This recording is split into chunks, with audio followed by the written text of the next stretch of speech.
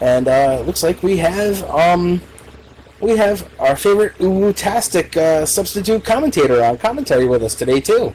Hi, Lily. Hello. Hi, everybody. I'm back again, and this time I've got a costume change, and now I'm going to be Bunny Moon. Hi.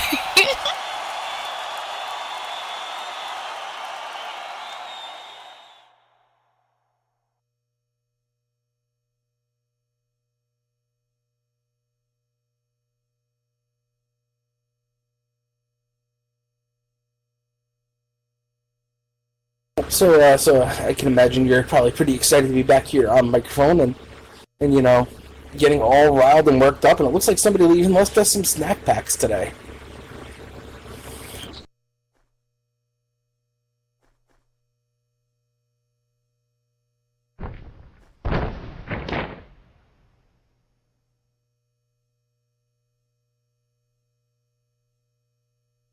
But yeah, so we got about 4 minutes till showtime. Well, 3 minutes till showtime. So make sure you get your stuff ready. Make sure you get your popcorn popped and get the stuff from your snack vendor over off to the side. I dressed all fancy because I have to deal with a contract signing later on.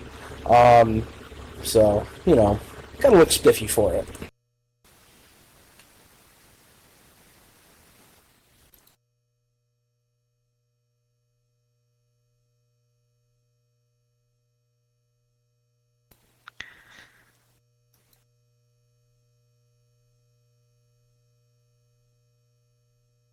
He's probably really busy checking to make sure that the turnbuckles are tightly laced.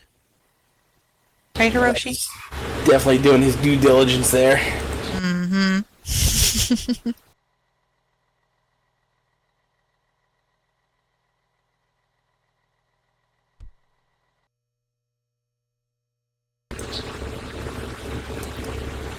This way they don't go, this way the turnbuckles don't go magically, running off to distract Hiroshi when he should be watching the wrestlers. Yeah, the way that you have to lace your own shoes, Hiroshi, so they don't fall off your feet and cause you to trip, you do the same thing with the turnbuckles. What if Hiroshi wants to wear loafers? Then he doesn't have to lace them. Did you just poo-poo all over what I said?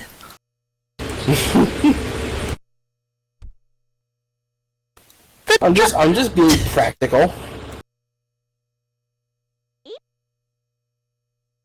Oh boy, he did indeed, Hiroshi. He did indeed. Just so that I can get this out of my system now before we actually get to the actual action. This one's just for you, Lily. Ooh. You're gonna confuse everyone, dear Max.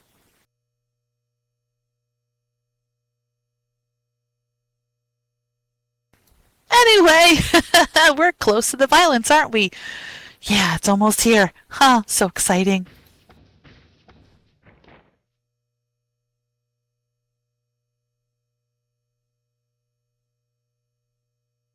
The clock is ticking down here as we get ready to get underway here. We got about 30 seconds left.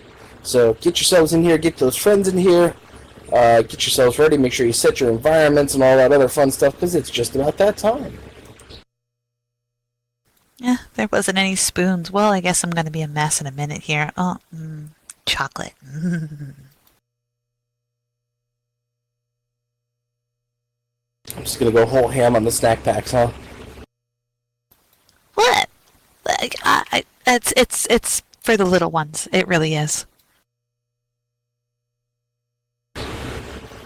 Just have this mental image of Lily just sticking her face right inside the snack pack. And anyway, it is just about the top of the hour, so it's about that time. And let's go ahead and roll that beautiful bean footage. Woohoo!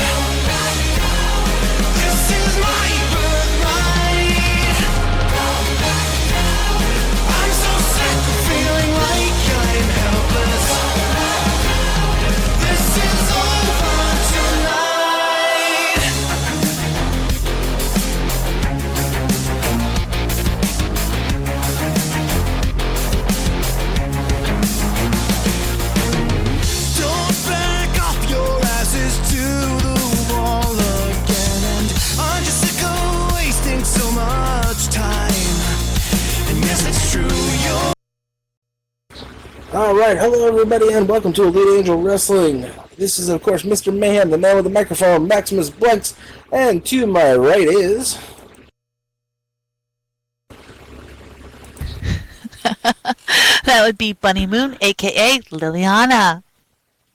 Alright, so we've got some substitute commentary in here today for me to harass and bother, and we've got plenty of action on the docket. So we're going to go ahead and get things right down to business here. Make sure you guys join the group. Make sure you're showing plenty of love to our superstars. And also, make sure you're getting your merch and fun stuff as well. That being said, we've got our first thing to go here with Jimmy Roberts versus Blaise Cameron. Oh, joy, the mustache. Wonder how he'll do today.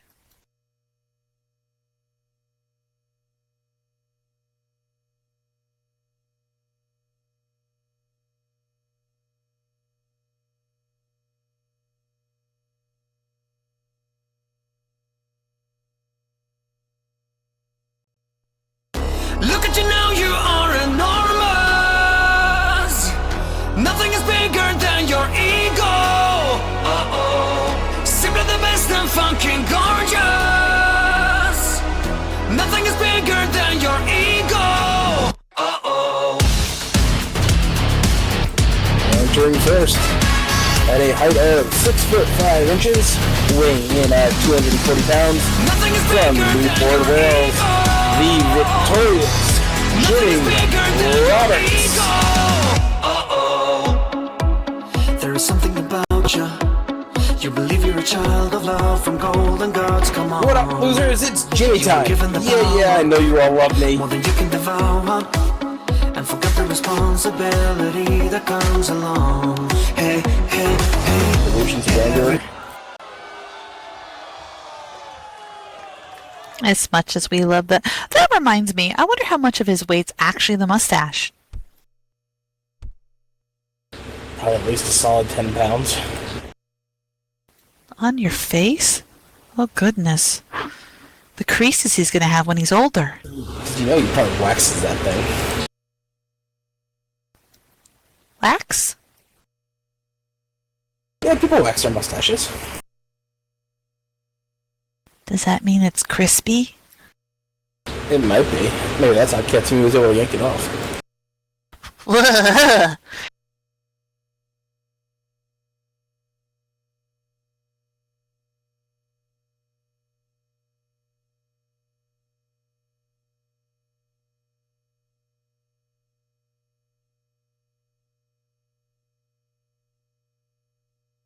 Jimmying around the arena. Ooh.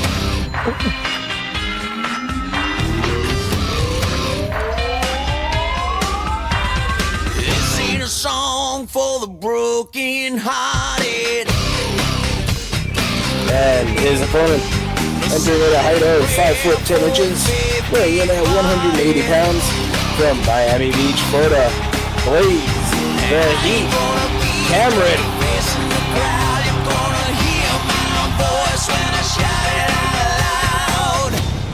It's my life, it's now or never. But I ain't gonna live forever.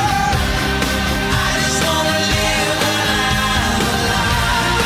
That's right! Make some noise, gang! My heart is like an open highway.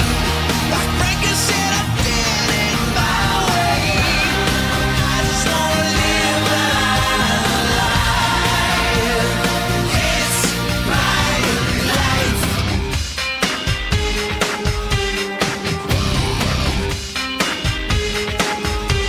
Yeah, this is for the ones who stood there. Oh, what, you done yet? For Tommy and Gina, never back down. Tomorrow's getting harder, make no mistake. Looking even look, you gotta make your own breaks. It's my life, it's now or never. I ain't gonna live forever.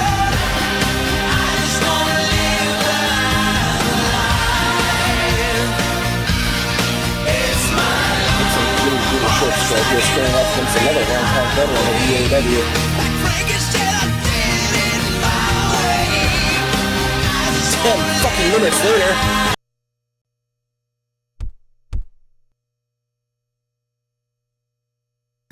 You know, with this pudding and what Blaise is doing out there, it's like we're getting a dinner and a show.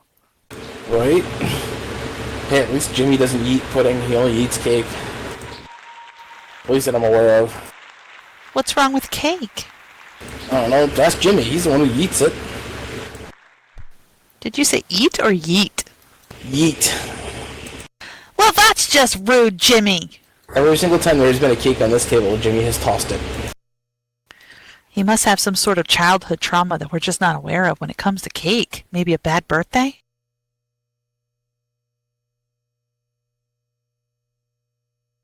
Oh, it could be. Let's go, discount Billy Ray Cyrus!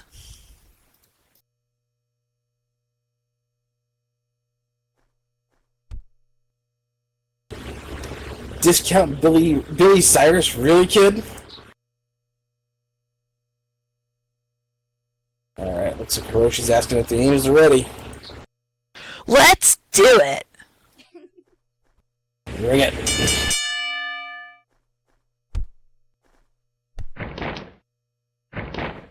And we're immediately into that collar and elbow tie up in the center of the ring.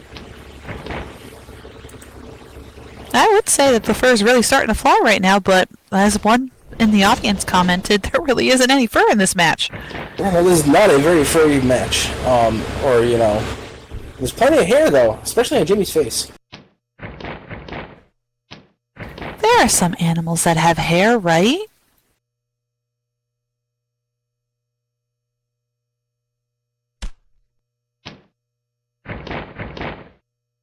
I just drew a blank. Did you say there are some animals that have hair? Yeah, instead of fur. Yeah, certain breeds of dog actually have hair instead of fur. Oh, maybe Jimmy is secretly a puppy. You tell him that. Okay. As Jimmy's got Blaise locked in a surfboard stretch here. Hiroshi checking on thing. Oh, actually, I'm sorry. I believe it's Blaise has got Jimmy in the surfboard stretch there. As Hiroshi's checking on things. Got my names mixed up there.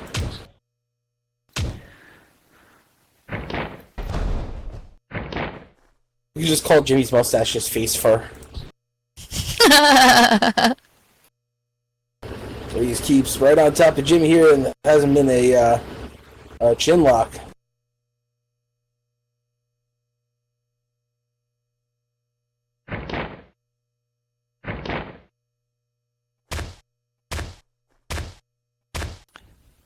I mean, it is really early in the match, and even Jimmy wouldn't tap out this early, would he? I don't know.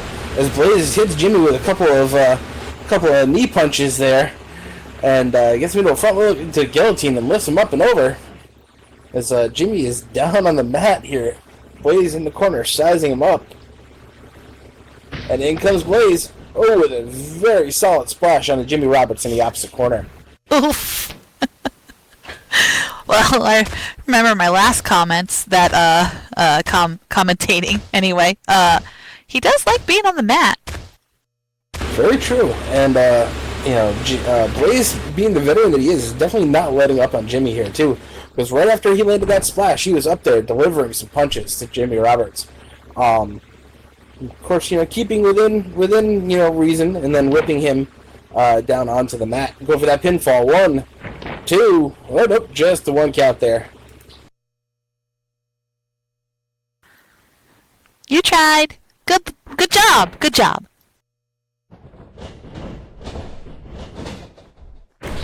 Blaise gets Jimmy back up though, and sends him into the ropes, and immediately gets him with a hip toss. It looks like. I wonder if I should check out the mat myself or just ask Jimmy how soft it is. Maybe that's why he likes being down there. Oh, but Jimmy chop blocks Blaise right in the knee from behind.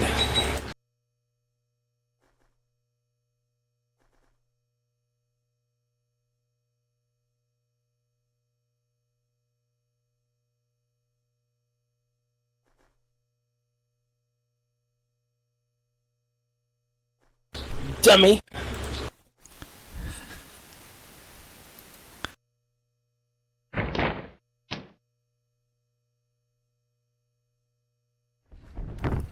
Looks like the tables have turned and he got it back. That was really dirty pull there from Jimmy Roberts, as he possibly could have done some lasting damage to that knee of Blaise Cameron there.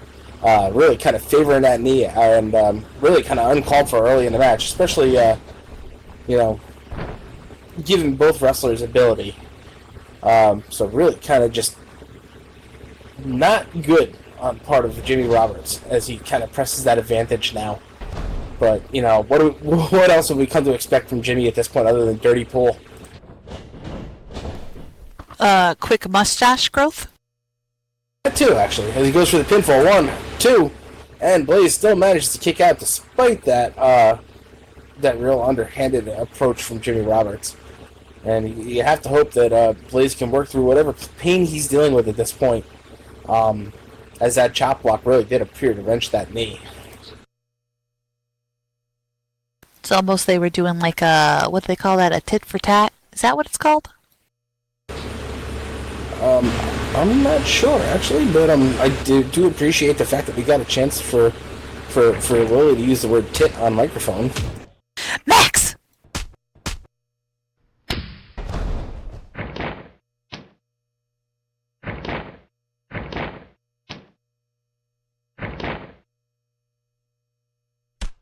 Goodness. So, yeah, there's violence going on in the ring there's there. Absolutely some violence going on in that ring. As Blaise managed to roll underneath that clothesline attempt from Jimmy and gets him with the almost like a sling blade almost there a little bit, taking down Jimmy Roberts. Well, I guess that knee is nothing the worse for wear, though, as we see Blaise Cameron nail a cartwheel and then deliver another move to Jimmy Roberts, going for that pinfall. 1, 2, and no, just the 2 count as Jimmy Roberts manages to kick out. Well, he had some surfing in the video. Maybe he's like really limber and like learned how to do like all the high flying acrobatic stuff from the surfing. True. And I think the thing that Jimmy Roberts fails to realize too is that Payback's a bitch. Oh, ouch. Blaise Cameron manages to whip Jimmy Roberts into the corner there.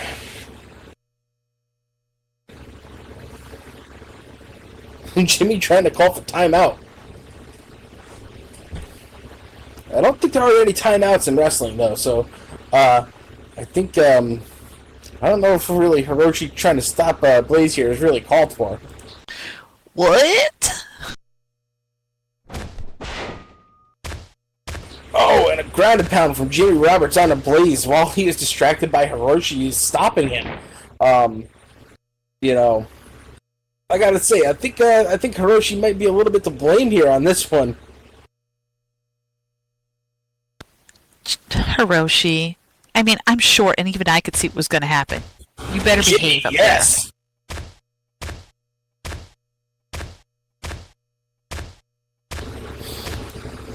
Jimmy really going for that.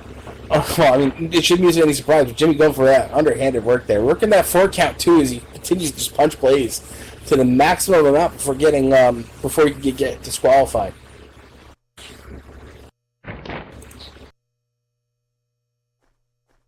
Yeah, him doing the underhanded tricks. It's almost a little Blaise. Well, he follows it up with a ground stomp there, too. And I mean, we've kind of come to expect this from Jimmy at this point, but sometimes it's just more brutal than others, and it's just completely uncalled for.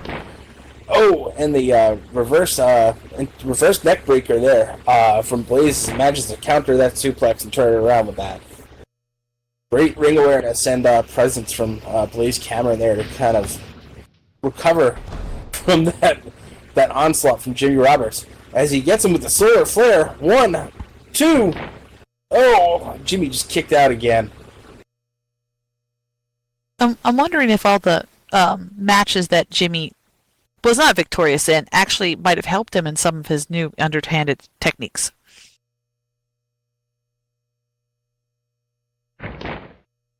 Not that I'm trying to give him any ideas or anything.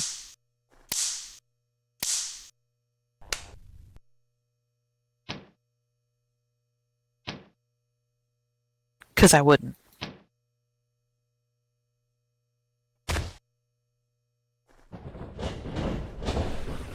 Yeah, it's just one of those things. You know, you really got to kind of learn to expect this stuff from Jimmy. And luckily, for Blaise. He's definitely got that ring awareness and that experience. So it could potentially turn things around, but Jimmy is focusing on that knee that he took out earlier, wrapping it around the rope and just kind of torquing on it. That's Torquing or something like that. It's not twerking. He's not twerking on Blaise's knee. Sure. I mean, the one thing I have to give Jimmy is that he's consistent. It's been a year, and he's still pretty much just as underhanded as he was before. Agreed. And Hiroshi once again admonishing Jimmy for working that 5 count and illegal tactics. Good try, Hiroshi. Good try. Oh, he gets Blaise with a superplex off the rope there.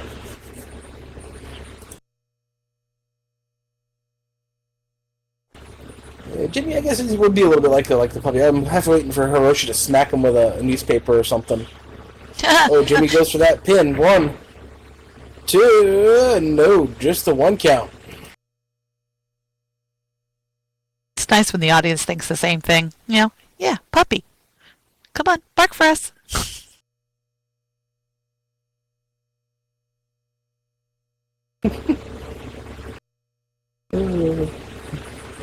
Jimmy's first one back up to his feet here. Let's see if Blaise can recover and turn things around.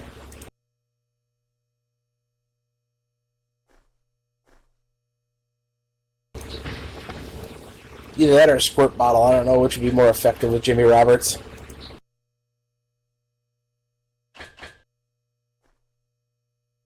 Oh, Jimmy's up on that top rope. Dives off to get Blaise, but oh, it looks like Blaise stopped that DDT and hoisted him up into a vertical position. Oh, and delivers a jackhammer. He goes for that pinfall. 1, 2. Oh, and Jimmy manages to kick out at 2 on that jackhammer. Oof. And that must feel really good. Well, Jimmy's out of the ring. Probably trying to get some time to catch a breather. Well, he is by that apron, so you have to keep an eye on him.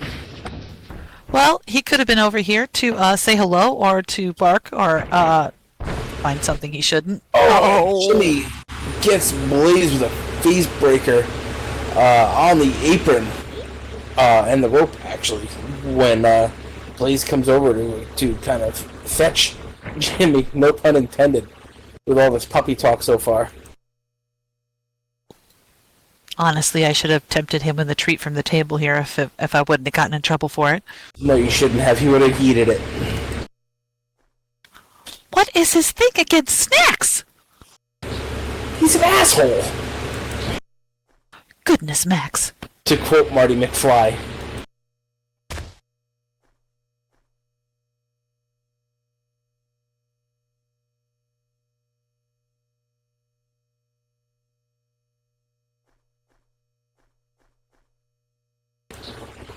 Oh, and Blaise is down and out right now. Jimmy in control of this match. Hiroshi, I can admonish people better than that. Come on, man, step it up.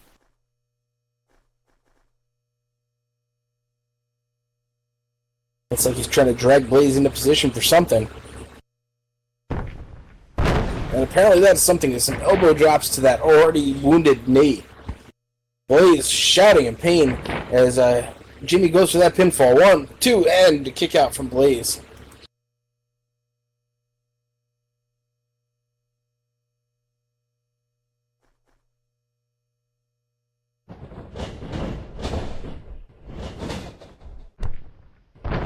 Oof, look at that. He's still hanging 10. I'm funny. Oh, Blaise manages to turn things around here. It's the pinfall, but once again, Jimmy manages to kick out of that pin. Both these wrestlers are pretty well taxed at this point, but you gotta wonder how much worse for the wear is Blaise's knee.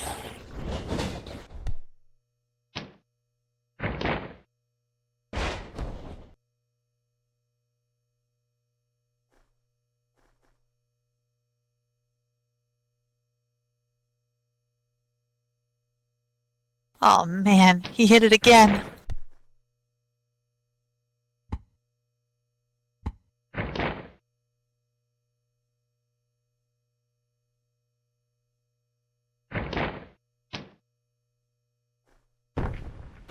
Jimmy working that knee for Blaise, and you know he's got to be feeling it by now. Oh, close to that pinfall. 1, 2. Oh, and another kick out from Blaise. So despite all that damage to the knee, Blaise is still keeping himself in this match.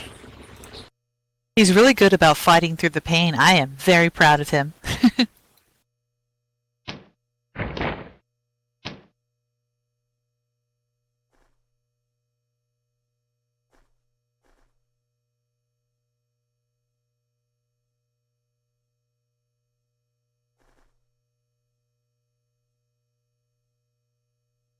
Taking a breather is a good idea every now and again, but unfortunately it lets the opponent also take a breather. Exactly, and at this point, well, it may benefit Blaise. Oh, Blaise is actually up. Catches a super kick from Jimmy Roberts there. I'm not going to comment too much on whether or not that breather helped or hurt, because it's looking good for Blaise right now as he delivers a TKO to Jimmy Roberts.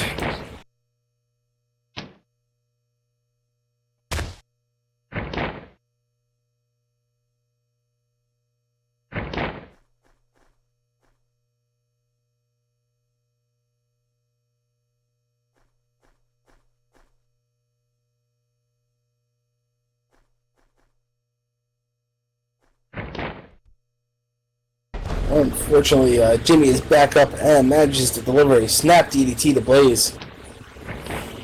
And quickly follows that up with a pinfall attempt. 1, 2. Oh, and Blaise is up just at the nick of time there. That almost was a 3 count. I'm not kidding. I am very proud of him because he keeps getting out of all of these no matter how hard Jimmy keeps like wailing on that knee. Press the advantage! Press it! Hey, resilience and experience are two very important things in the ring. And despite the fact that Jimmy is just an absolute jerk, I'd say both these competitors have plenty of both, but one chooses to use it far more effectively than the other. As Blaise manages to flip out of the hold and get Jimmy with a Pele kick. Blaise back up in control here at the moment.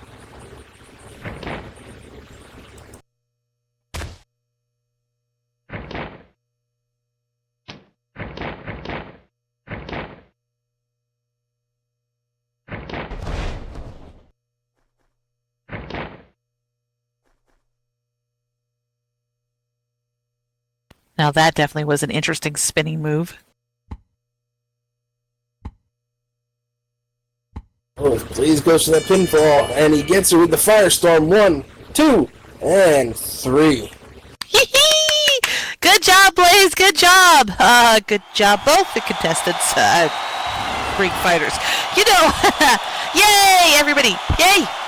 And here's your winner by pinfall, Blaise the Heat Cameron.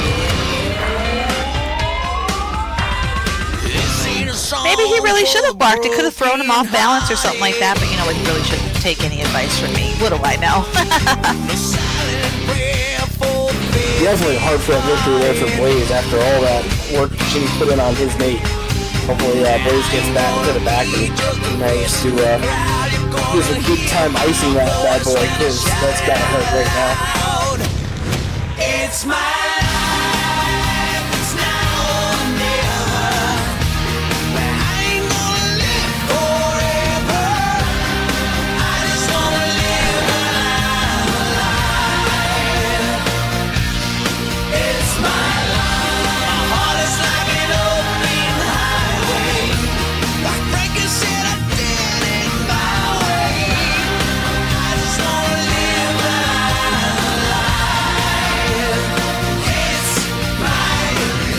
You bet. Hold on to those shades for me.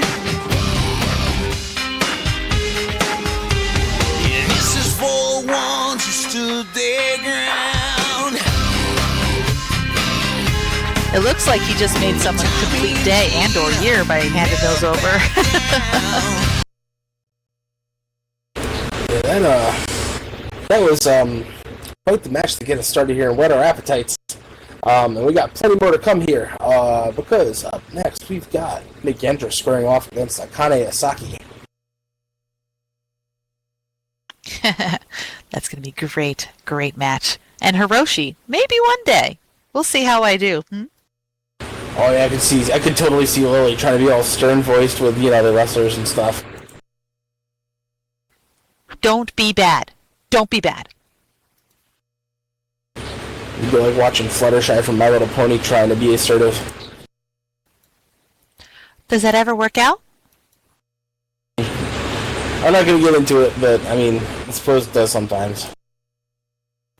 Oh, probably would have helped if I watched the show. But that was a great match, and Blaise really lifts into the air quite a bit. I kind of liked all those moves. Those were great. Yeah, Blaise has absolutely been a very impressive competitor in his time in and outside of EAW.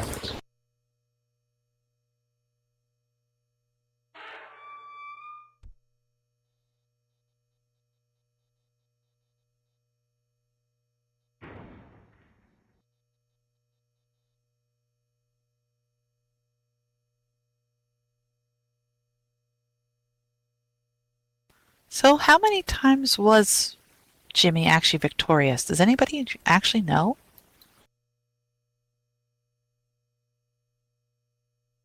I think he's won a couple times. I haven't really seen the stat sheet or the records, but I feel like he's won a few times here and there. Sometimes with his underhand attacks. He won a couple weeks ago, didn't he? Yeah, I think he did. Yeah. That's why everybody was pissed off at him. Yeah, unfortunately. But I'm sure they have record keeping in the back. Why not? You have to make sure that you do record the few times that things happen, to have stats and all. But yeah, so we got our next matchup here. We got Nagendra squaring off, like I said, against Akane Asaki. Nagendra, the turncoat. I remember her.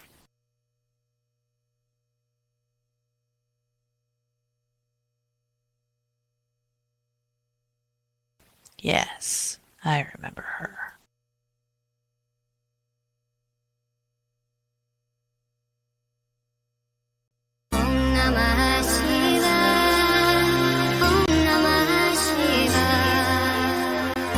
Entering first at a height of 6 feet even, weighing in at 200 pounds, from Hyderabad, India, the Sweet Poison, Nagendra.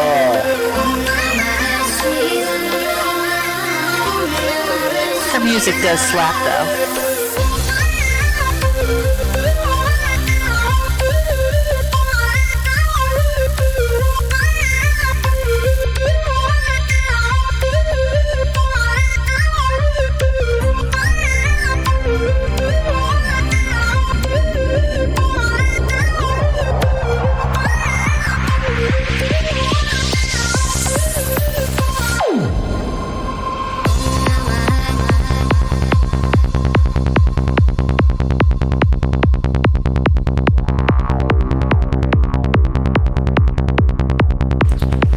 It has been stated kind of that Nagendra might have just been looking for power rather than necessarily, being out to be ultimately a member of the Sumless. So we'll have to see if that trend kind of continues with her. Well, who knows? Again, I've been gone for a year, so maybe she's changed in all this time? I don't know if I'd hold my breath. She got pretty annoyed at being called a lizard last week. Well, she's not a lizard. Yeah, but the point that was made was that snakes don't have arms and legs. Oh. That's true.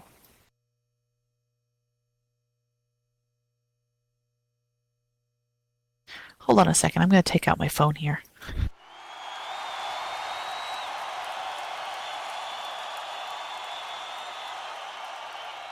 That is correct. That is correct. Oh, look! Ponies!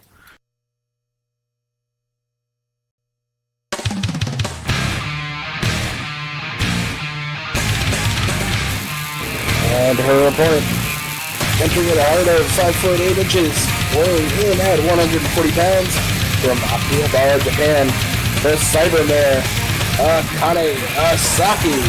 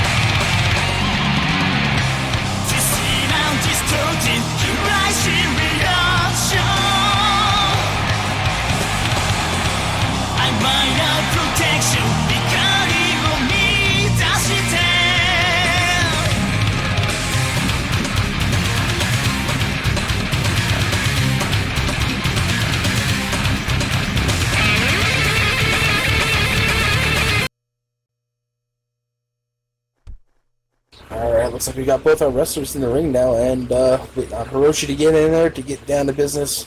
Not to defeat the Huns, but to get our match underway.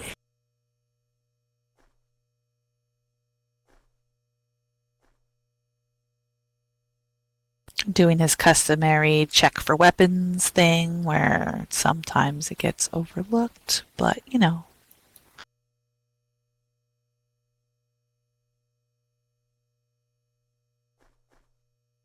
I really like Hiroshi. He's my favorite referee. Yeah.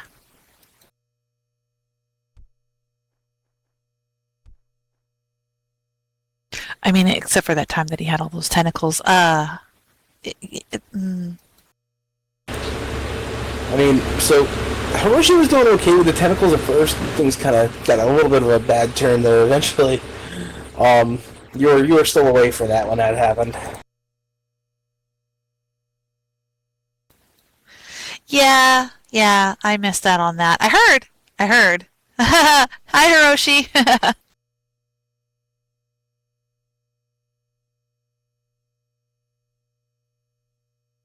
Nothing a little Duat Cola didn't fix.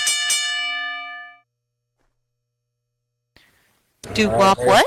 Oh, we'll get into that another time. Anyway, we got both competitors in the ring, and there's the bell. So we are ready to keep going here. Last time you kept babbling in your own tongue at me. Baka Kobura. Are you going to speak so I can understand you this time? It only means that you're an idiot and a cobra, you baka.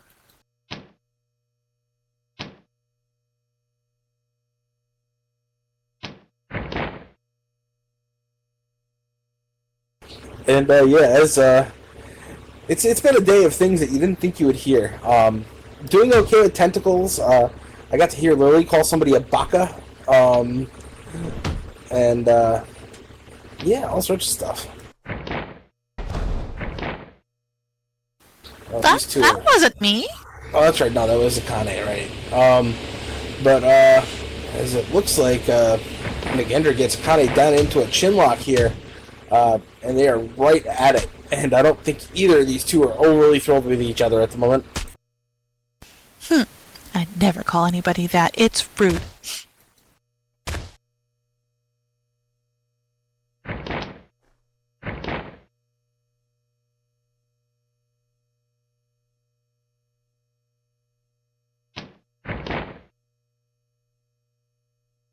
I mean, maybe if I was really, really angry, and somebody did something like, I don't know, stub my toe or,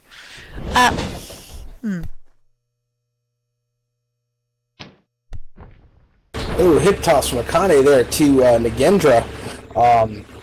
So we've definitely seen some early back and forth between these two. You know, if she didn't have the arms and legs, she would be a little bit more aerodynamic when she flew. Just flying snake just floating around the ring. At that angle, though, I think the camera person would have been hit. I'm sorry to think of that. I'm sorry. Yeah, don't get our camera monkey hurt.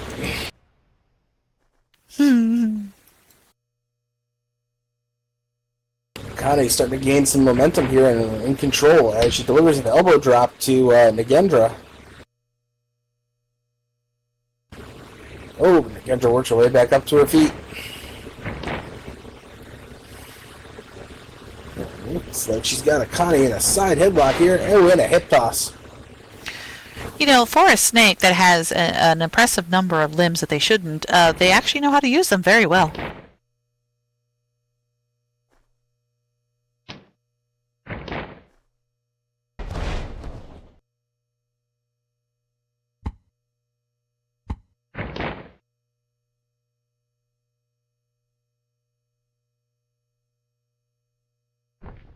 So we got a 2 count there, but no go. Sorry, folks. Not this quick in the game.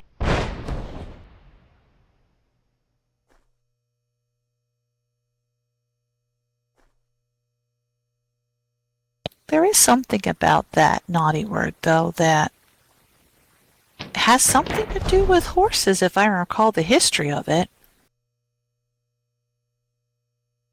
Oh, what's that? Do tell. I'm going to have to re-look it up. Some of these words I don't remember. Oh, it's Nagendra lands some pretty solid blows there on Akane. And she follows it up with a drop kick to the head. Goes right into that pinfall. 1, 2. Oh, and Akane manages to kick out of the pinfall at 2. Well, you always have to press that advantage, but it's always too soon, guys. You have to wear them out. Like way, way far down. Like a Pokemon.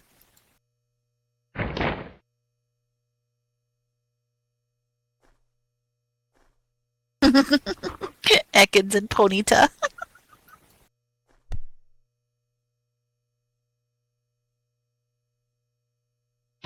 Come on, that was funny, Max. Oh, don't you worry, I still chuckled. But looks like Nagendra is the one in control here. She gets a neck wrench hold on Akane and just starts delivering some serious strikes there to Akane.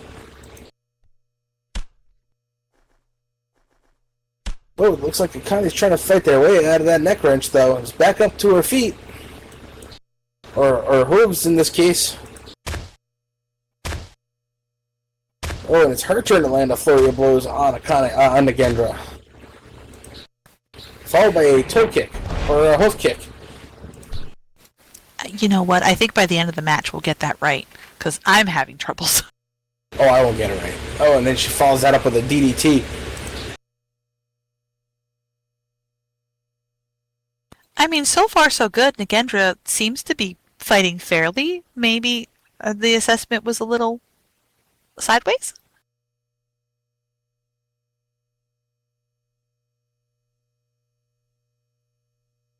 Looks like Akane is cheering ahead of time, not... Oh boy.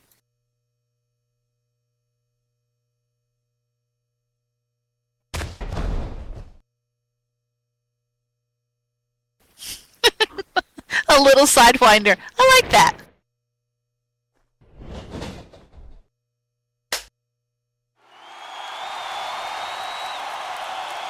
Oh, I just love the puns in this business. Our audience is very great at doing that, especially when the action is getting really hyped up. Akane is going into the ropes here.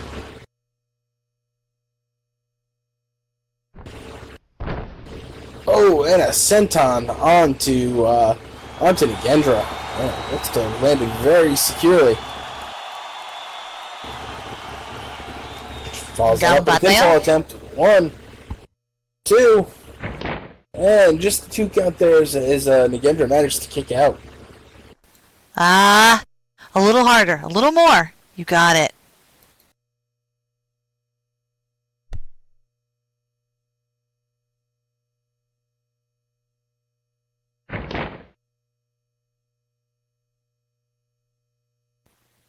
Ayaku, Akane.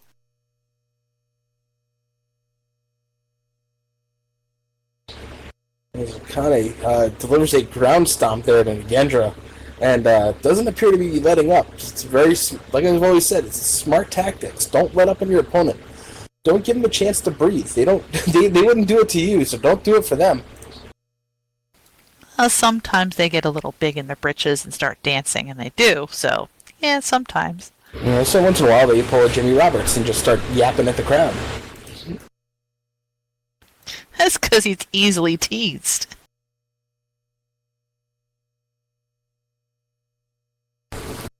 Or he's just a jerk. Well, it could be that some of that mustache got into his ears. That'd be a nifty. That'd be a nifty trick. I mean, I've heard of beards growing bushy enough to get into people's ears, but a mustache?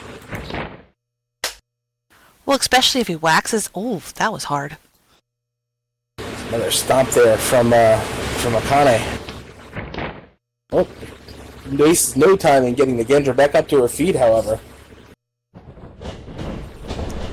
Whips her into the ropes.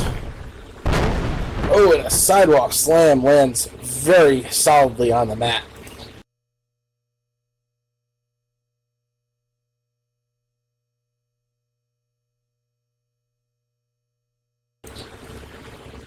As we've got fans in the audience actually cheering for Akane Asaki in her native tongue.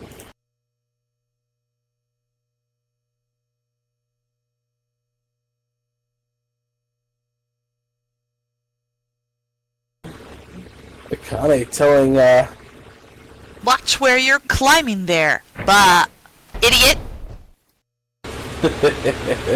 very careful not to use the word baka there, I noticed. Was it because you think that I'd said about the horse thing?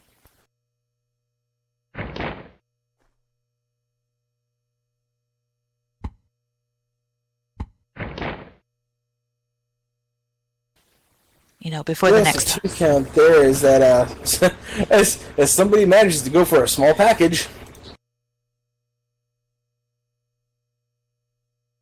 Small package? Yes, it's a type of pin there, Lily. I've heard tell that it's very hard to hold. Oh.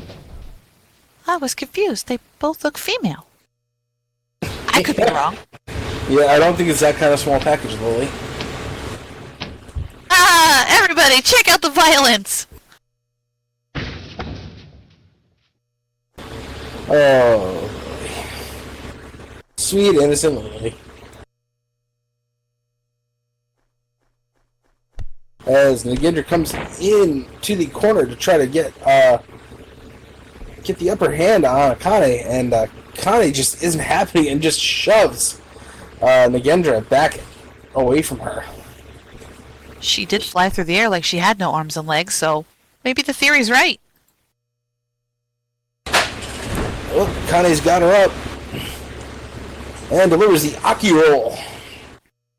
That's making me hungry again. Can I have some more of that pudding?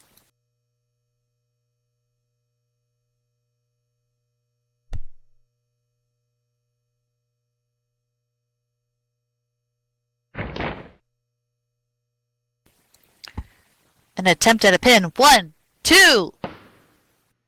Oh, just a 2 count there.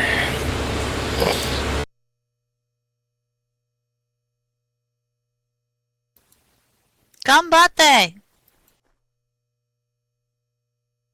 I don't think she can hear me. As Nagendra did manage to get a shoulder up there, apparently, as we keep going here in this action.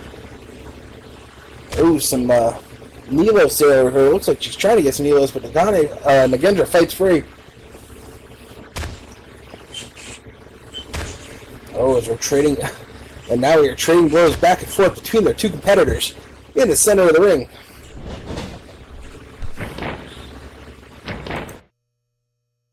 Akane off the ropes. Oh, but Nagendra gets her with a seated armbar.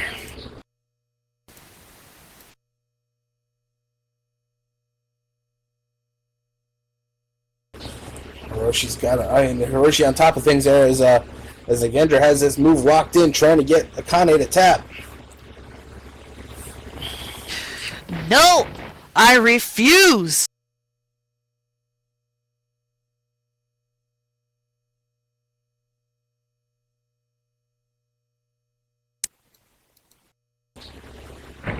You... Ugh, my head.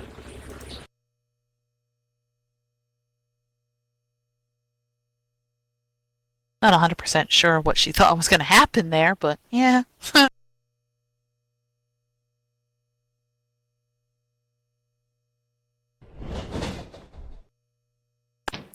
Rosie, are they secretly Goonies? No, that would be if they never say die. Ah, that's the important part. I always miss that one.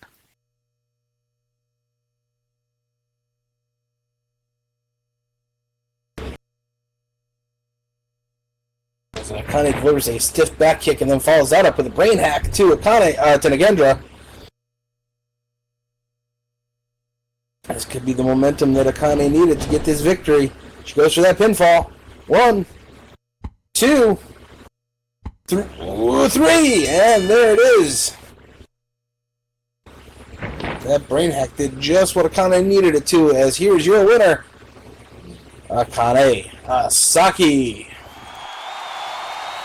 Oh, good job, Akane! Good job! Wow, I'm really surprised.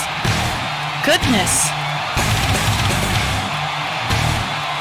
After all that Nagendra did last year, Akane did so well.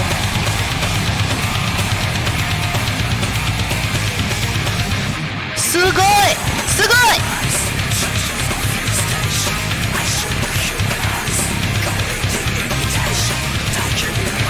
That's the victory there for Akane Asaki as she managed to get that pinfall victory.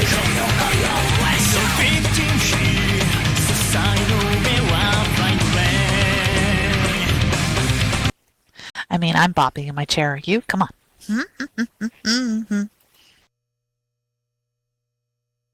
No? Okay.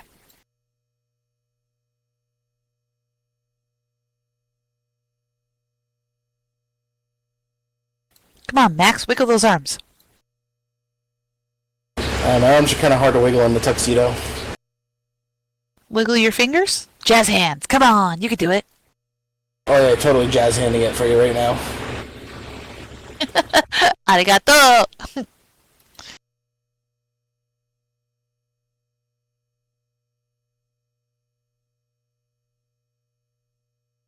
That is very true, Hiroshi. You know what? I think that's the best thing you said all night.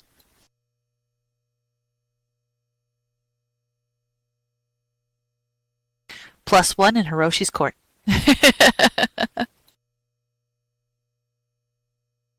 Alright, so it looks like up next we got Sandra versus Amelia Harte, but before that we've got everybody's favorite time of the evening, the sponsor shout-out.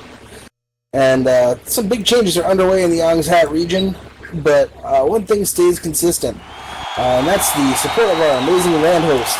EAW is brought to you by the generous support of Leslie Silverfall, providing us with a space to do all this for you. Without their direct support, none of this would be possible, so we'd like to take this time to give an enormous and heartfelt thank you for hosting us. If you enjoy the show and would also like to show some love, please direct your attention to the sign near the entrance. It's the blue one that says OHCC. 100% of all proceeds donated in that jar go directly to supporting Leslie, and on behalf of all of us here at EAW, we appreciate you for showing her some love. Now then, it's time for a match that is a long time coming here. We got Sandra coming up against Captain Amelia Harte.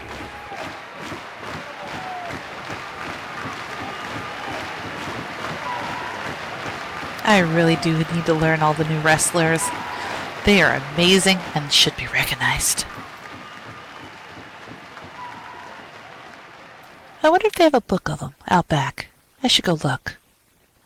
Poking around in, not poking around,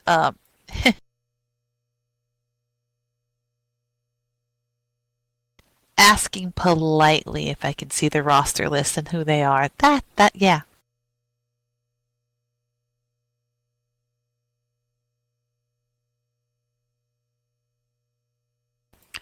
Max, maybe I can ask you for information. What do you think? So what did you say there, Lily? Ah, nothing! Where's the violence? I believe we got some violence coming our way with Sandra versus Amelia Harte.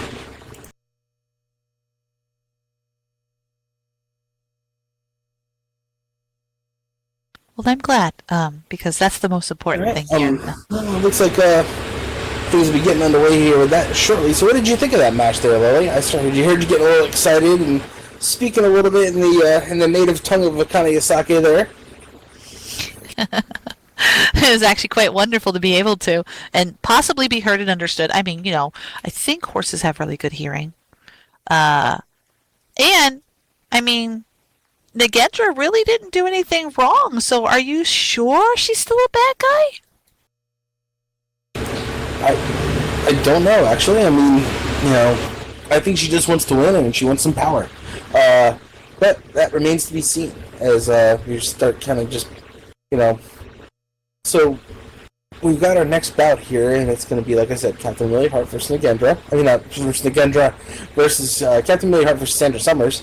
So, there's lots of potential for all sorts of Baby Shark songs and stuff like that. So, you've got Pirate Shark, you've got Party Shark, do, and, yeah. So, I think all that's waiting to happen here is wait for these sharks to get ready to go. So I know you're not impartial, Lily, so I'm going to ask anyway. Who are you rooting for in this one?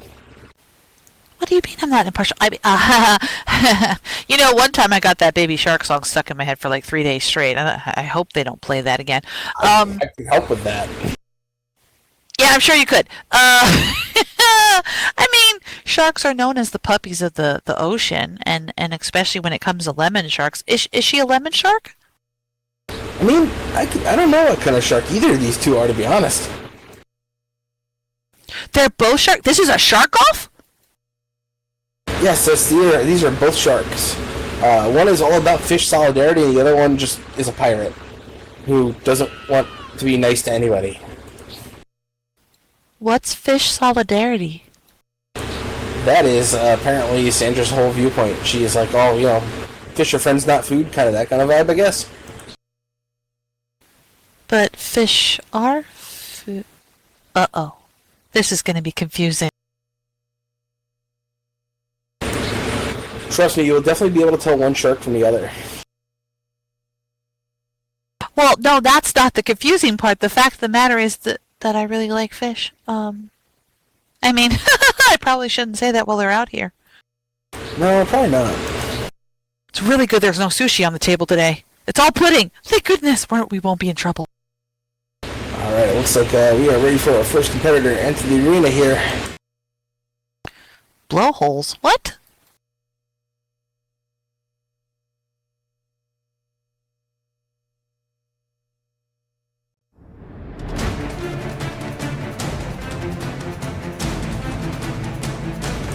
Entering first, at a height of 5 foot 10 inches, weighing in at 210 pounds, from Vaipua, Samoa, Captain Amelia Harte.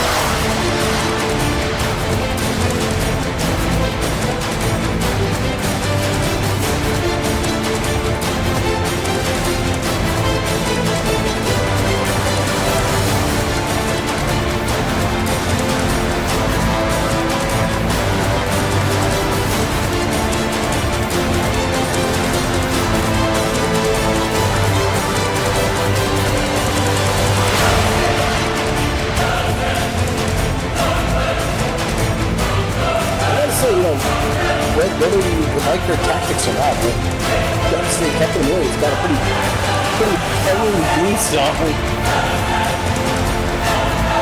This song is wicked cool. It's very epic.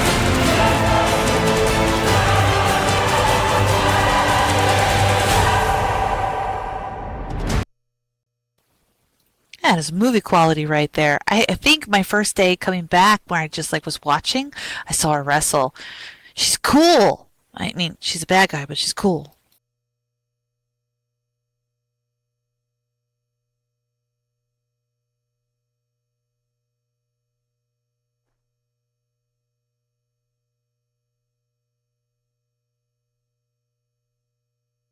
And this match is one that's kind of been a long time coming here because we've definitely been waiting for Sandra to get a little payback on Captain Amelia here for getting involved in her matches.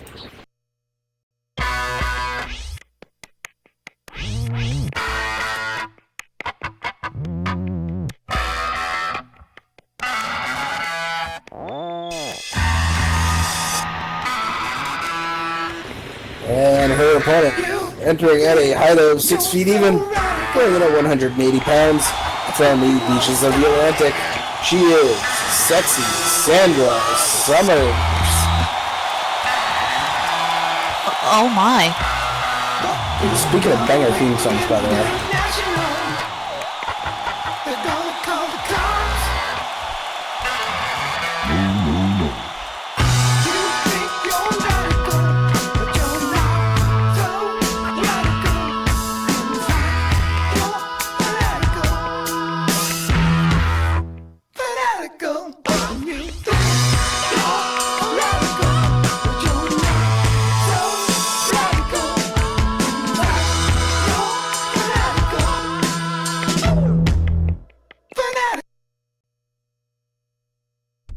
Alright, it looks like we've got both sharks in the ring. And Hiroshi with the tall task of keeping them in line. You weren't kidding. We really are going to be able to tell them apart. Goodness. Told you.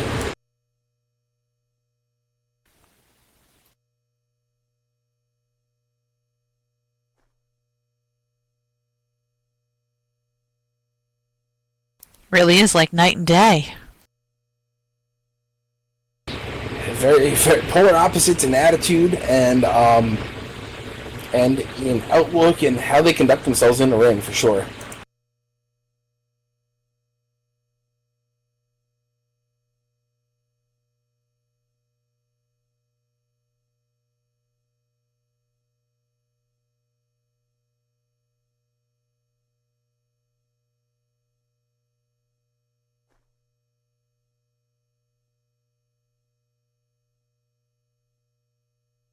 Alright, Sandra is clean and gets the stamp of approval there from Hiroshi.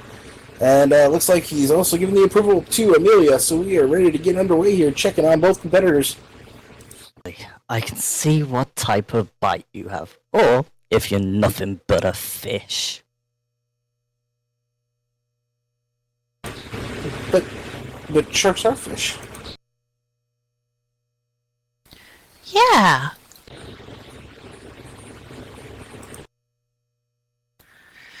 Yeah.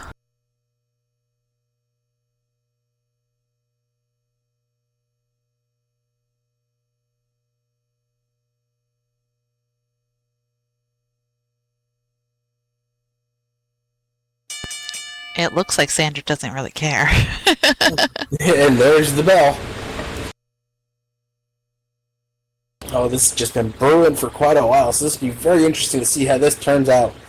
And see if they have sufficiently pissed off Sandra Summers at this point into being a little bit less chill compared to their usual attitude. Are they staring each other down? Yes, they are. Oh, and Sandra wastes no time delivering some punches to Captain Amelia. Followed by a quick toe kick as well. So yeah, I guess the answer is that yes, Sandra is pissed off. Gets her into a side headlock there. Starts trying to wrench Amelia down to her knees. Oh, delivers some headlock punches as well. So how many matches did Captain Amelia interfere with? I don't know quite the count on that, but there's definitely quite a few. And ones where Sandra actually looked to be kind of in the right mindset and momentum, and she has yet to get her first victory in EAW. So that's got to be sitting on her shoulders and kind of frustrating her as well. Though some might say that it might be casting a little doubt on whether or not she can, claim victory here today as well. Well, as long as there's no interference, because it sounds like Captain Amelia is a little jealous and is trying to keep her from getting anywhere, just in case she bests her. Oh, Sandra just keeps that momentum going, delivering a big boot to Captain Amelia, and follows it with a spine buster. Goodness me. Oh, pinfall 1. Oh, just the 1 count though. Still a little too early in the match. So, that's all you got? Ha! Poor fish.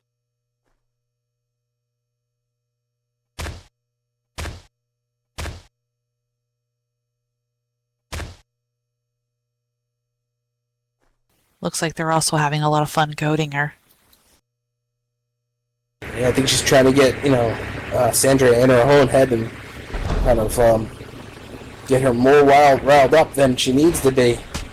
Because if you let your passions take advantage of you there, you're going to make a mistake. And some competitors in that ring look for those small opportunities and will take advantage of them.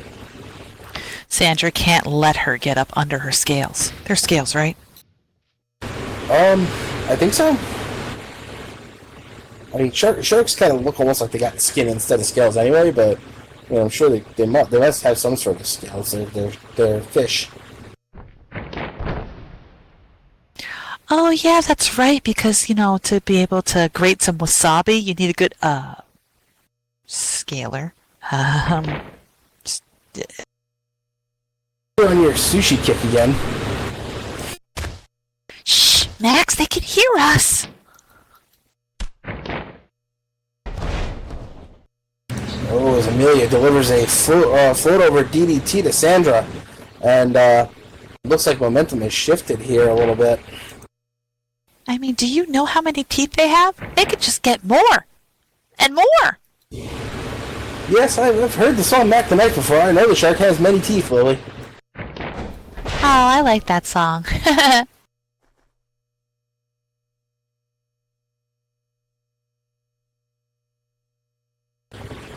Oh, things are not looking good for Sandra Summers right now, as Captain Amelia goes to the corner and looks to be sizing her up.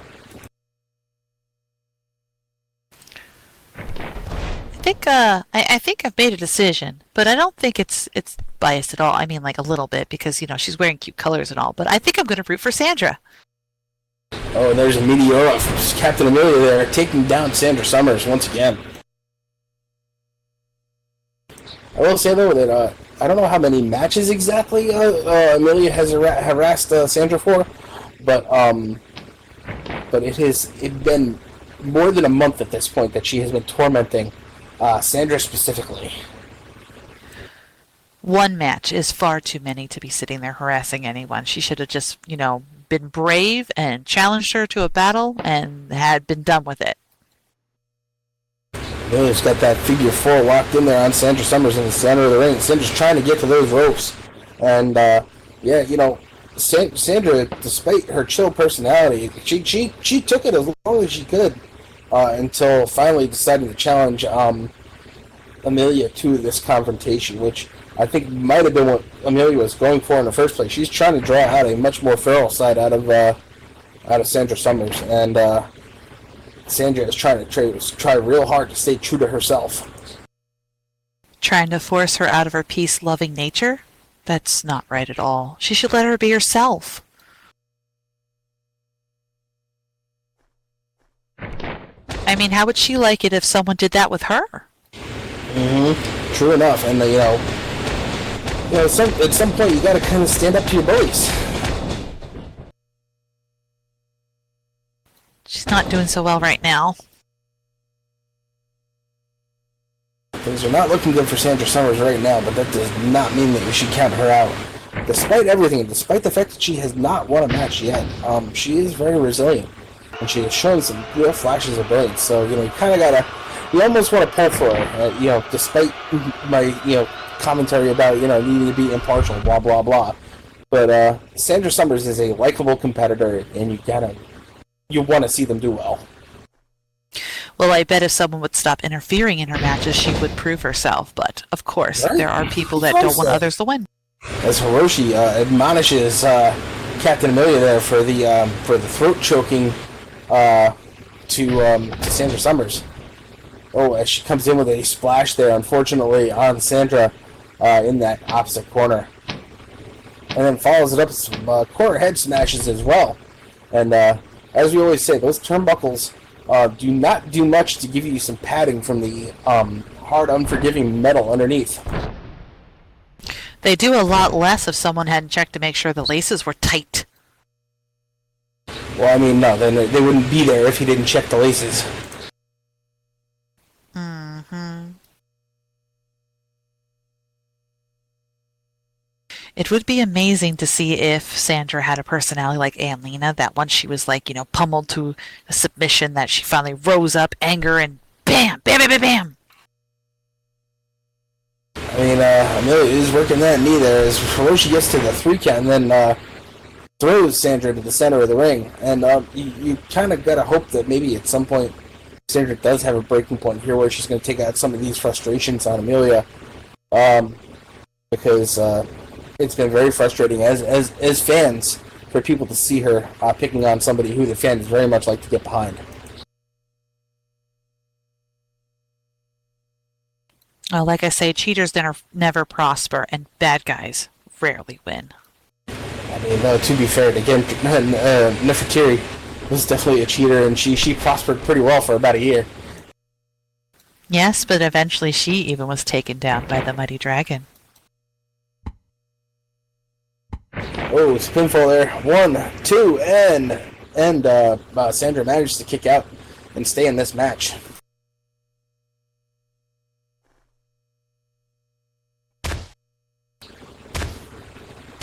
So, interestingly enough, Tally would be a good one to ask about that since she did get her spots back. We don't know why, but apparently cheetahs are still prosper. Except for when Hal Jackson replaces whatever foreign object they were going to use with a race car. I really wish I would have seen that match. Sorry, I didn't.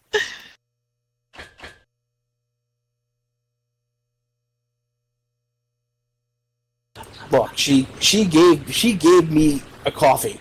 I thought she was giving me a coffee, so I drank it.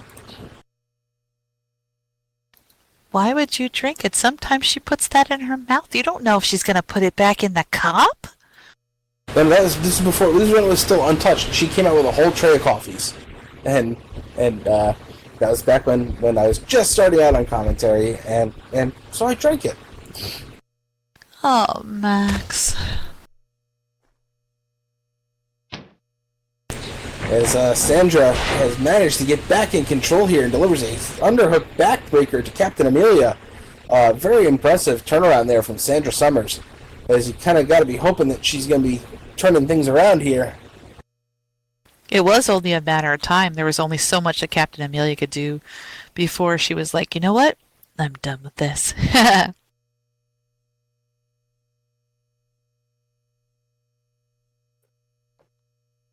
That's it, Fish. Take what you want. Don't let them tell you. Be the shark you are, not the shark they want you to be.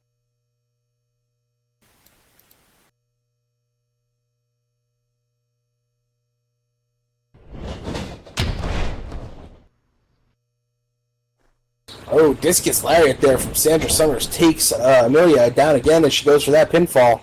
1, 2, and just 2 count as Amelia kicks out at 2. Sandra, don't worry. You don't have to listen to her. You be who you are. Hopefully she doesn't end up going the Aaron route and falling victim to their true nature.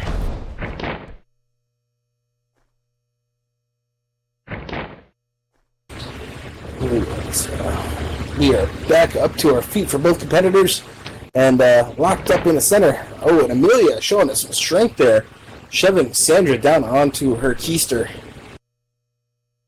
You don't think Rosie heard what I said, do you? Oh, I don't know. Maybe you should repeat it, to Rosie so she can hear it. There's a match going on. We should probably focus on that.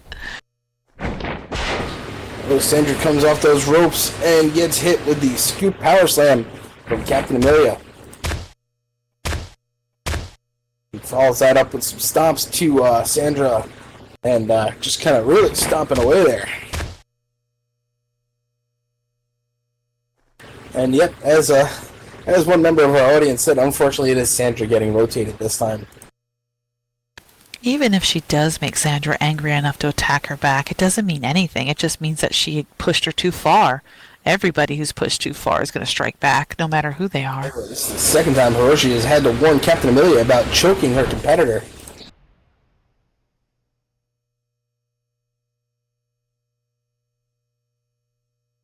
Well, it probably won't be the last either because of, their true nature. They have no problem showing it. Yeah, no, unfortunately it definitely seems that way as, it almost feels like Amelia has been toying with Sandra here a little bit. She's trying to pull the anger out of her, but Sandra shouldn't let her win. Or focus that energy into the match. Oh, agreed, 100%. But we have to see kind of what comes of it here. Hiroshi keeping an eye on things, making sure Sandra doesn't want to tap out. If Sandra gets to the rope and Hiroshi gets Amelia to break the hold there. At least someone's listening to Hiroshi. Sometimes. It happens from time to time. I am so proud of them when they do that. Oh, and there is Amelia's dragging Sandra into the center of the ring there.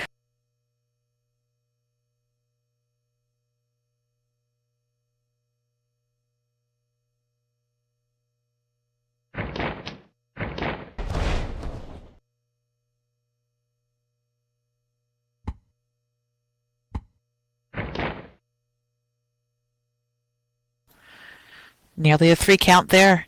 But no, she kicked out of it. Great! I mean, yes.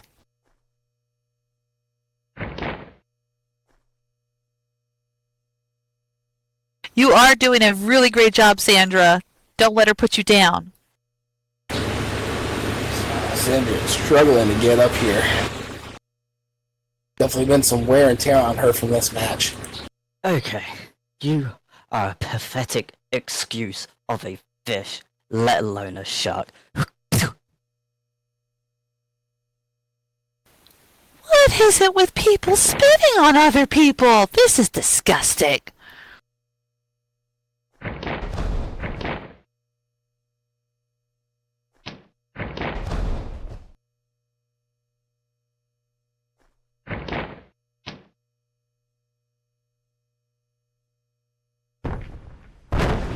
I think she was doing quite well holding on her own, and now look. Now look what happened. You spat on her. Apparently that was enough to get Sandra up and running, though, however, as she has suddenly reclaimed control of this match, delivering a backstabber to Captain Amelia.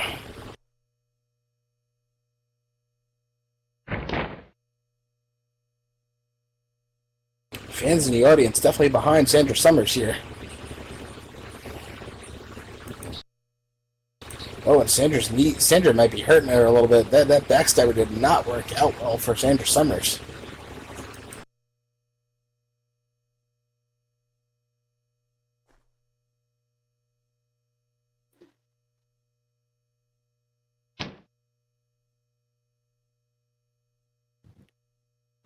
Yes, that's it. Use the true nature of a shark and take it.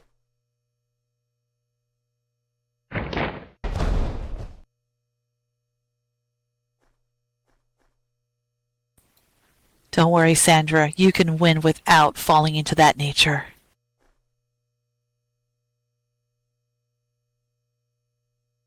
Someone's got to be on her side. I mean, the whole audience is on her side, but... I'd say the whole audience is definitely pulling for Sandra Summers here. As she delivers a Samoan drop to Captain Amelia. Come on, everybody. Give Sandra your cheers. Give her your words of wisdom. Come on.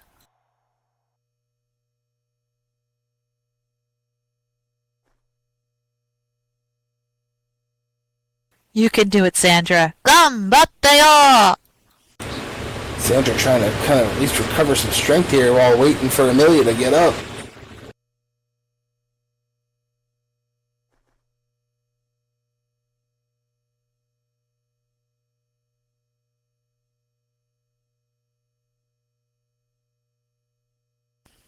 It might be too long, though.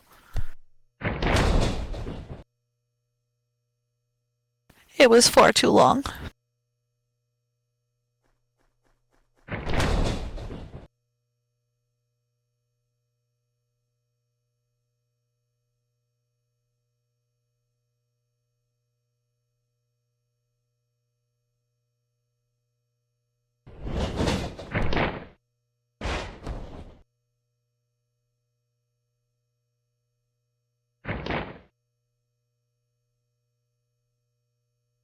I mean, I am kind of hoping that she's like that Faye in the Disney story and that our cheers and well wishes will, bring her back to life.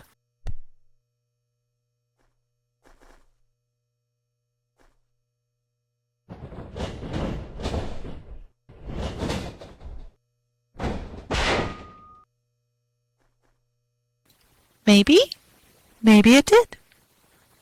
A little bit.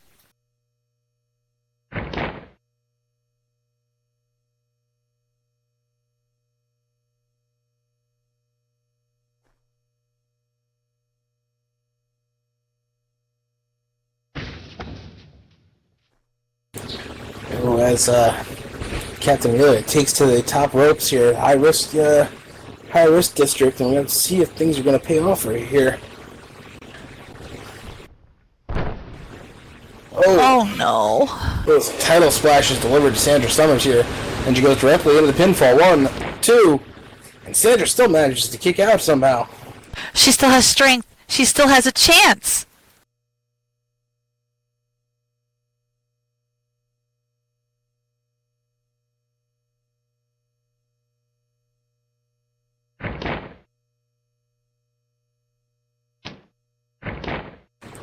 Oh, this Sandra did manage to get those shoulders up her. She confirmed it. Oh, and Sandra goes for the small patch there and gets 1, 2, and 3! Sandra Summers gets her first victory. Oh my goodness, good job! Amelia. Yay, good job! Right at the end there. You know what? That's the best. That is the best. When the hero comes in right at the end, saves the whole day.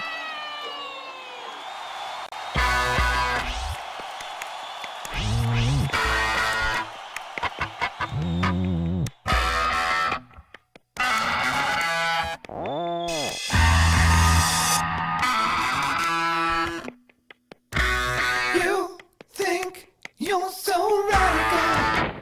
I think you want to stop. And here's your winner by pinfall, Sandra Summers. Looks like all your hard work, Amelia, did not pay off. They're gonna call the cops. Sandra Summers with a well-deserved first victory of her EAW career. Congratulations to her, absolutely. Absolutely. And the vengeance she had on her tormentor. Amazing.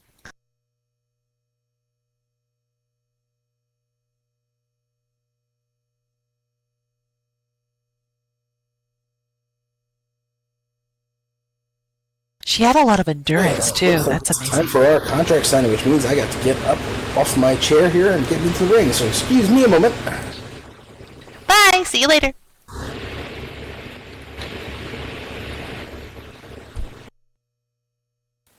Now all the pudding's mine.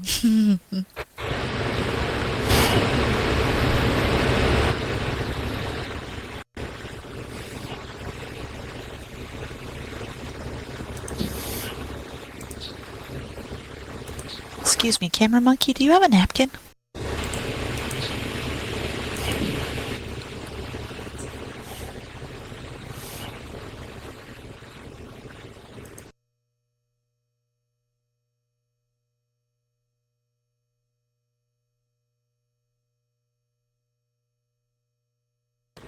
Alright, looks like we are just waiting on a table to get set up here for our contract signing. Okay, well, you just be careful up there. Sometimes things happen in that ring, especially to people who don't belong in it.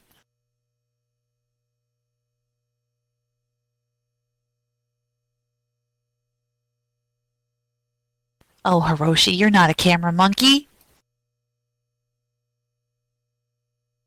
Alright, just because I don't belong in the ring now doesn't mean I haven't been in there before.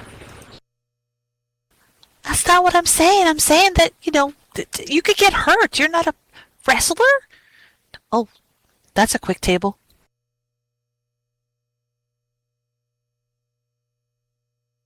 Hey, what can I say? Our ring crew works quick. Alright, They're so amazing. without any further ado, let's get our competitors out here. First out, we are going to go ahead and introduce Anuke-Emhat.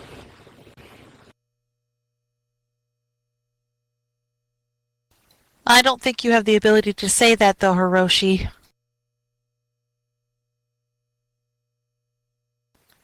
But I thank you for the idea.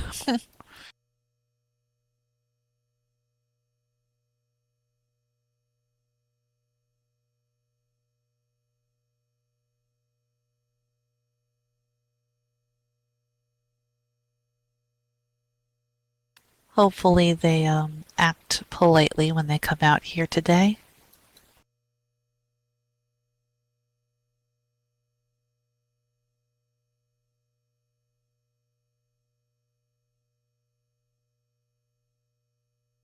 Wonder how many times I can cross my fingers. Entering first at a height of 5 foot 10 inches, weighing in at 175 pounds, from Heliopolis, Egypt, High General of the Sunless, Anuke-Emhat.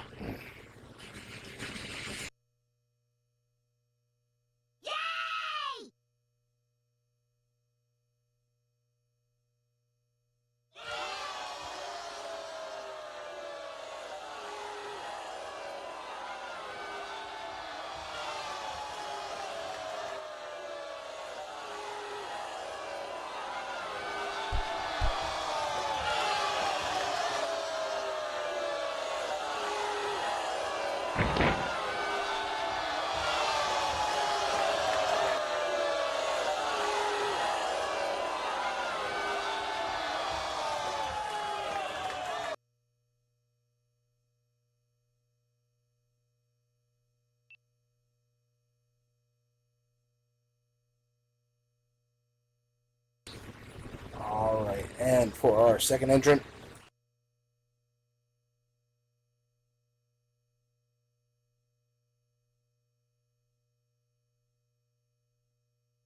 Do you think it's okay if I say be a good kitty?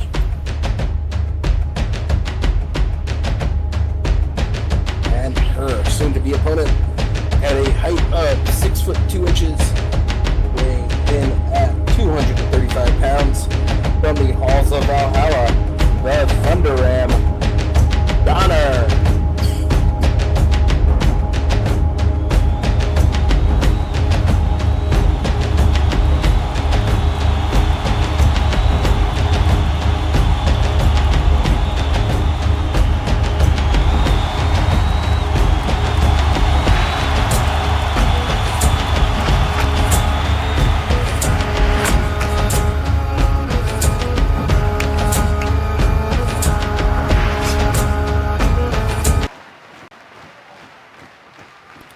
Alright, now that we have both of our competitors in the ring, now let's go ahead and explain the terms of this contract.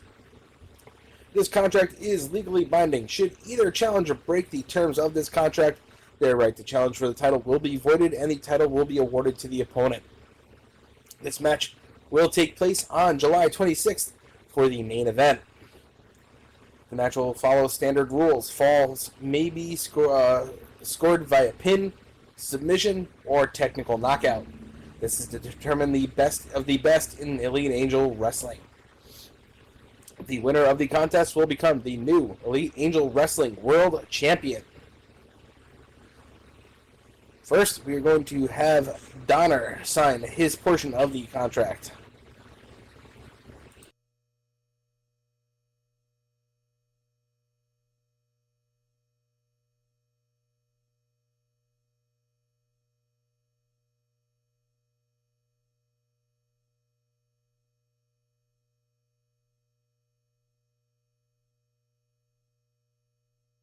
Alright, thank you, Donner. And next, please go ahead and sign your section of the contract, Anuke-Emhat.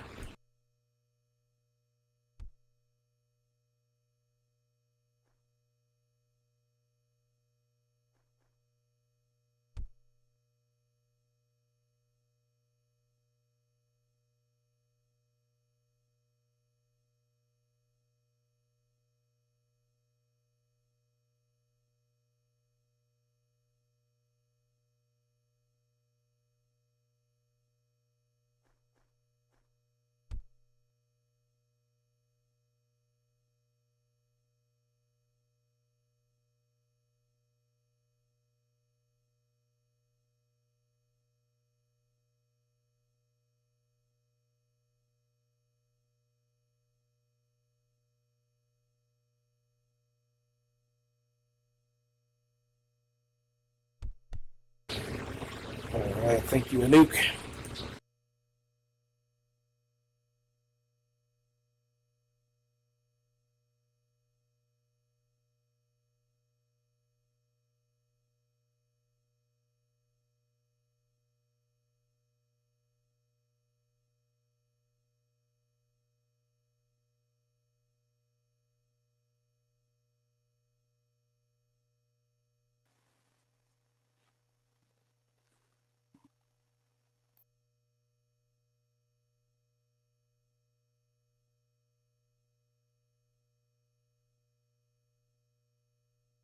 Oh, Anuke-Emhat, we made it last.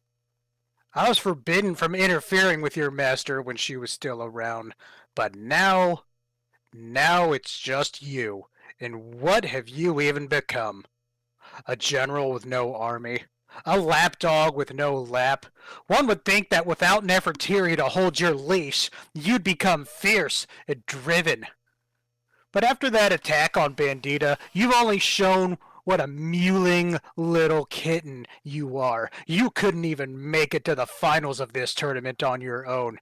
And it's no wonder you were banished to the darkness of Duat instead of the halls of glory. But don't worry, Anuke. When we fight, I'll show you what a real warrior looks like.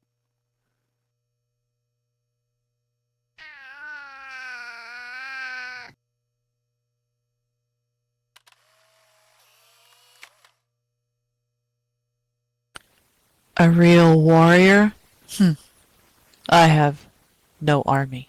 And yes, someone is doing my bidding? No. Perhaps Nefertiri yet smiles on my efforts. No mewling kitten, but no fuel.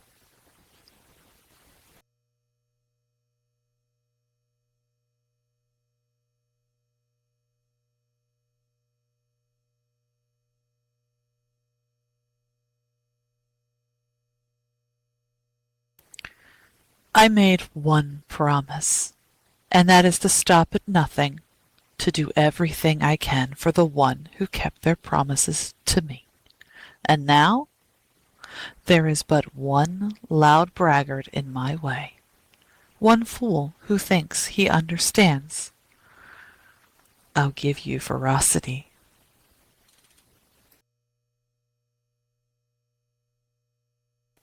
So go on, bleat your chest, and crumble at my feet like the others.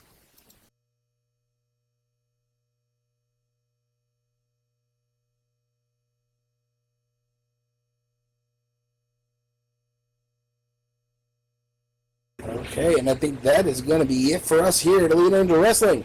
So be sure to anticipate the match coming up here soon on July 26th between Anuke-Emhat and Donner. Thank you all for watching today. This has been Mr. Mayhem Maximus Planks, the man of the microphone. And to my right in the at the table has been Bunny Moon, aka Liliana. Okay, and thank you very much for watching today, everybody. We'll catch you here again next time. And remember, good fight, good night. Johnny.